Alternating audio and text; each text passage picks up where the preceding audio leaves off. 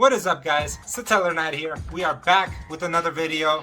I got some great news to share with you. We just hit 80 subscribers on YouTube and 160 followers on Instagram. This is amazing. This is everything I've ever asked for.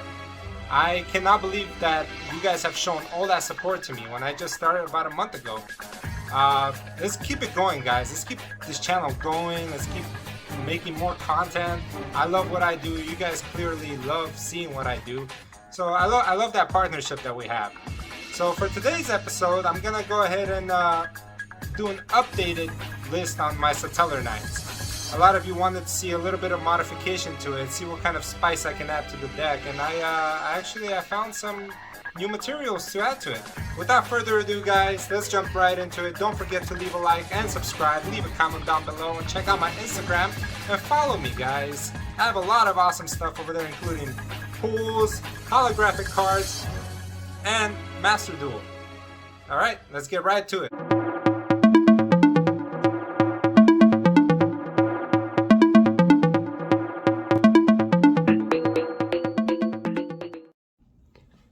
Okay guys, let's go ahead and jump into this deck profile, but before we do, don't forget to leave a like, subscribe, leave a comment down below, follow me on Instagram, and ring the bell for that notification down below so you get notified whenever a new content comes out.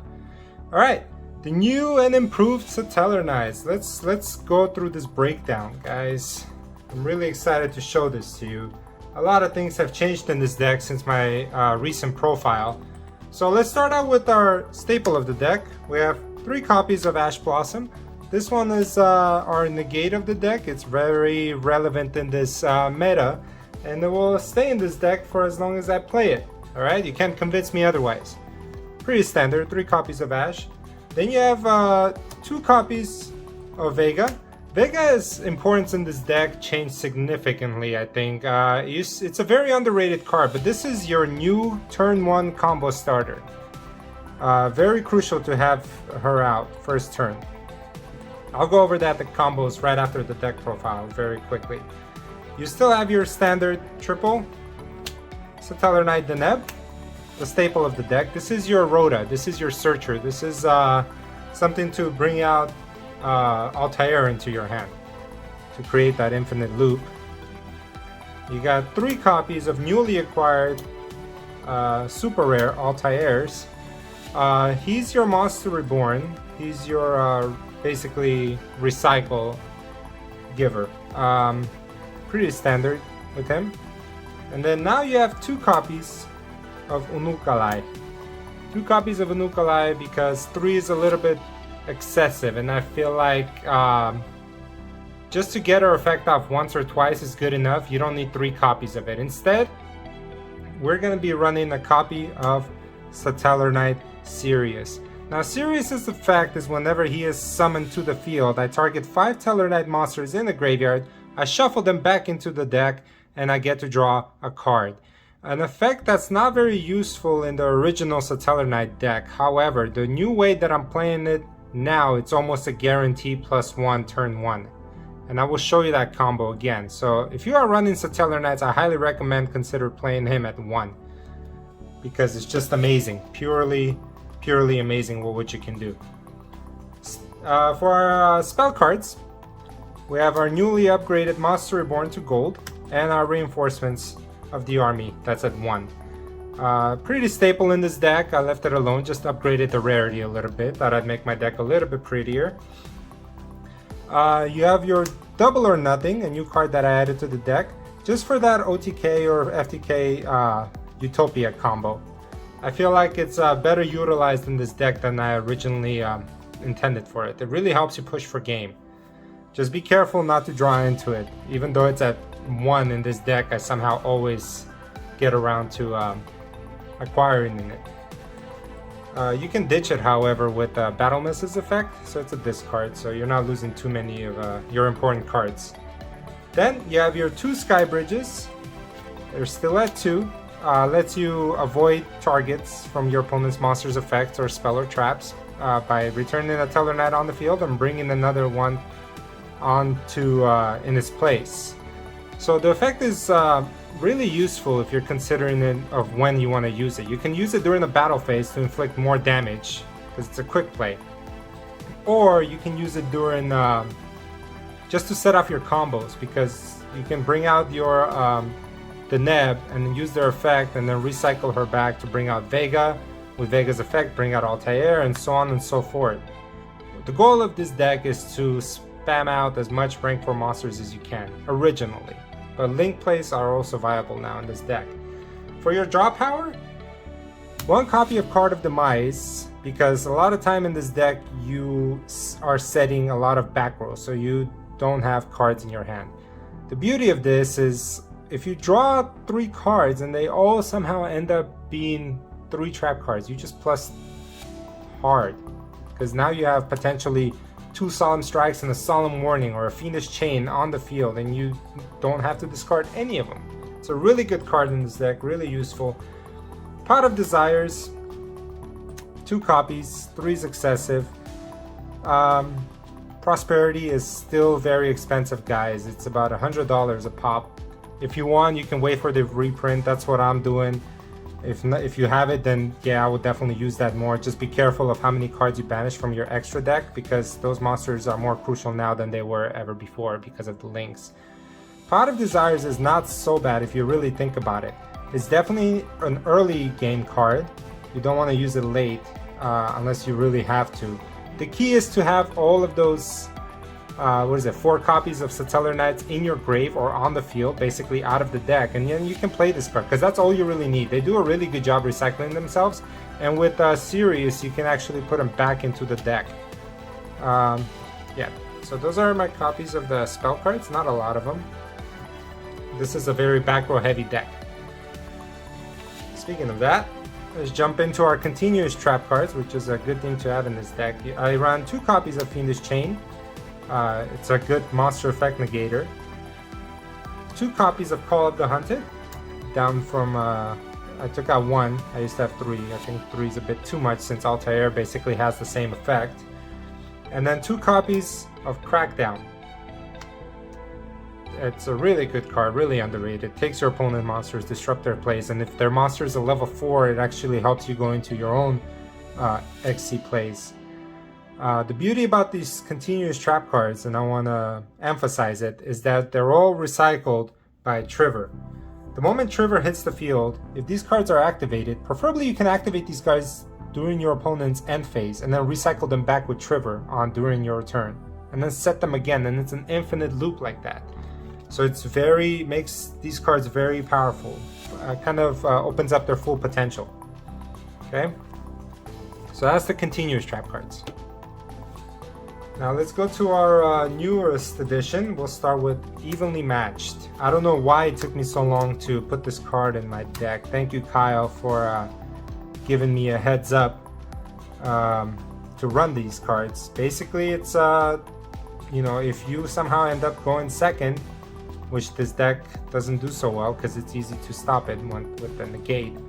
Once it goes second, all you gotta do is just end your battle phase, play this card from your hand, if you control no cards, wipe your opponent's pretty board, and then you can set up your own board and be in control, which what this deck is. It's a controlled deck, but it kind of starts off a little bit slower than other ones, so it takes time to build. So this is a very good play stopper for your opponent.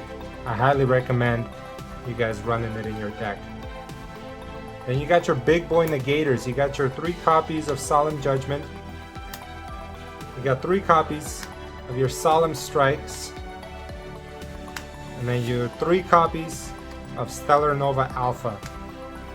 Okay? All counter trap cards, all really good in this deck.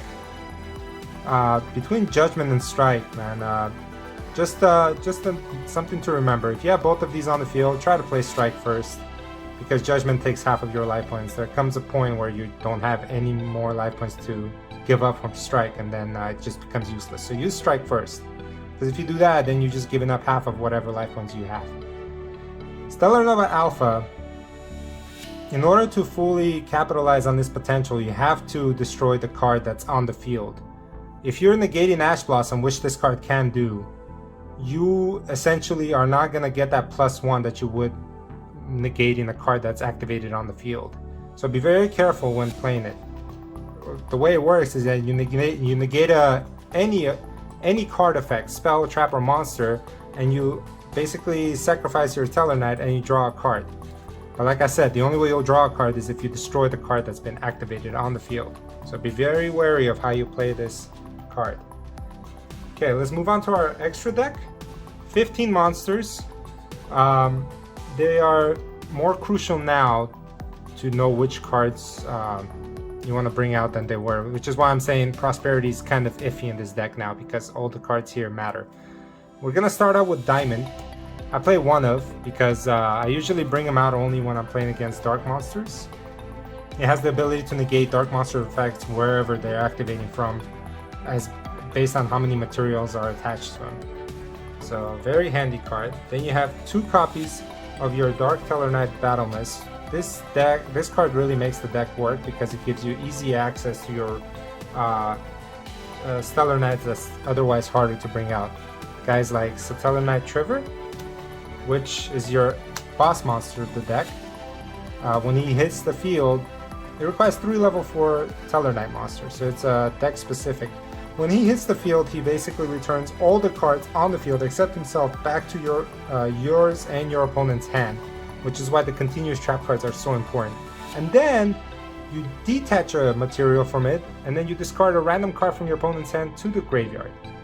On top of that, it has a floating effect. When it leaves the field to the graveyard, if it has a material attached to it, remember that wording, material attached to it, you can bring a Tellarknight other than itself back from the grave onto the field. A very powerful card, and it's still at 3, and it's amazing. The only reason it's at 3 is because it's not a generic.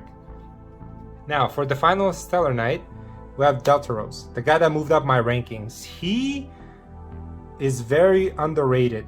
He was, at least. I used to rarely bring him out first turn, but now with the way that I implemented the Link monsters into this deck, he sees the game almost firsthand, multiple times.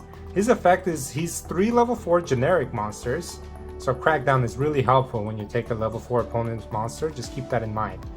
And when he hits the field, your opponent cannot negate normal summons of monsters anymore while he has a material attached.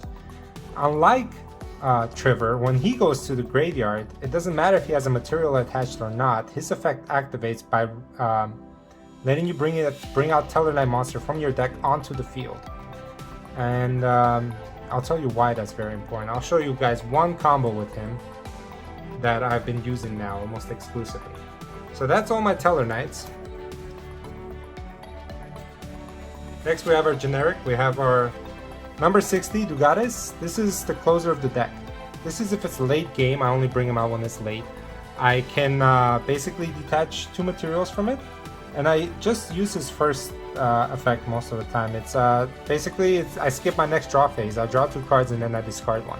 This is to close out games. This is kind of choke out my opponent and make sure he has nothing left to play. So I'll draw 2, and then hopefully it's a judgment or a warning. I'll just set it and basically have that extra advantage for next turn. Okay. Newly acquired Utopia Double, and the Utopia works well with Double or Nothing. Essentially can do over 10,000 points of damage, an FTK, an OTK, however you look at it. Just be very careful of opponent's back row when you're playing this. Make sure you have like a Solemn Judgment down. And also that you didn't activate any of your Tellarknight monsters' effects, or else this guy can't either attack or cannot be special summoned. And to cap it off, Zeus, pretty standard. Okay. Now for our Link monsters, I added 4 Link monsters to the deck. It took a lot of work, but I think this is the best version of it now. I have a copy of Gravity Controller, very essential to the deck, and I'll show you why in a minute. 1 copy of Masquerena, 1 copy of Appaloosa, and the last card that I, it was between her or, what's his name, Access Code. So the reason I'm talking about bringing her, she's more crucial, is because I usually Link summon during my opponent's turn, and I need something that can activate right away. I don't want to risk it with the access code talker. So Appaloosa, when she hits the field, she's an automatic negate. And the final monster that I've substituted since I've lost number 86, Rongo, is my Underworld Goddess of Closed World. She's my Link monster boss, and whenever she hits the field, first of all, you can either bring her out or Appaloosa, depending on the circumstances, of course. I can use my opponent's monster as one of the Link materials, so realistically it's 3 monsters of mine plus 1 of his. When this card's Link summoned, it negates all the effects of face-up monsters your opponent currently controls. And it's unaffected by your opponent activated card effects unless she is targeted. Plus, if I use it with Masquerena, she cannot be destroyed by opponent card effects, so she's pretty invincible if you think about it. And on top of that, once per turn, whenever my opponent activates a card effect that special summons a monster from the graveyard, I can negate the activation. A very handy card in this deck, my Link boss monster, and I look forward to summoning it whenever I'm facing my opponent every time, because they're not expecting it. So that's it for the deck profile, guys. I'm gonna go over one combo that I recommend you use turn 1 especially. It includes Deltaros, it includes Gravity Controller, your Masquerena, your Goddess, and I'm gonna show you how all of this is gonna work in your favor, guys. It's unbelievable. Let me not forget this, and all these cards come into play. So let me show you. Okay. So turn 1, you bring out Vega. Okay. You want to get 2 monsters out as fast as you can. So you bring out Vega. Vega's effect lets you bring out the Neb. Okay. You play the Neb's effect. Let's say you add copy of Altair to your hand. Okay. Just imagine I have 3 back row cards in my hand. Okay. You Xe summon into Battle Mist. Okay. You play Battle Mist's effect. You ditch the Neb. You always want to ditch the Neb to the grave. Okay. The Neb is ditched. Now you can overlay on top into Deltaros. Okay. So check this out. Deltaros's effect, usually I can detach or pop a card. However, if my opponent doesn't have a card on the field, that's fine too. Now, I link him away. So he hits the grave. I bring out Gravity Controller, okay? Once Deltaros hits the grave, his effect activates, bringing out a Tellarknight from my deck onto the field. What you want to do is you want to bring out your Altair, okay? Altair's effect will reborn the monster from the graveyard. You want to bring back Deltaros again. His effect is not once per turn, okay? Now you link away again, sending those to the grave. You bring out Masquerena, okay? Deltaros's effect activates yet again, okay? Sorry, his effect activates by bringing a Tellarknight back onto the field. And what you want to bring out is that newly acquired copy of Sirius. At all times when you get this combo going, you are gonna have exactly 5 monsters in your graveyard. 1, 2, 3, 4, 5. Okay? You recycle all of them back and you draw your +1. It's an amazing combo, guys. And next turn, if you have Stellar Nova Alpha in your hand, oh my god, Stellar Nova Alpha combined with Call of the Hunted. You set him down, next turn, you negate the opponent's effect, he goes to grave, you Call of the Hunted, you bring him back, and then you can even link away into either Appaloosa, if they, once they summon you, you can either bring out Appaloosa, or if they have a monster on the field, you can actually use Masquerena's effect and bring out Underworld Goddess. It's an amazing combo, guys. I highly recommend you implement Link summoning into Tellarknights, and I guarantee you'll take the deck to the next stage, next tier, I believe. But that's about it, guys. That's my deck profile. Leave a like, guys. Subscribe. I really appreciate all the support I've been getting from you guys lately. You have been truly amazing. My channel is growing. My audience is growing. You guys are the best support I've had since I started this this little experiment. And Let me know how you feel about this deck profile. I'll be seeing you guys later. Goodbye.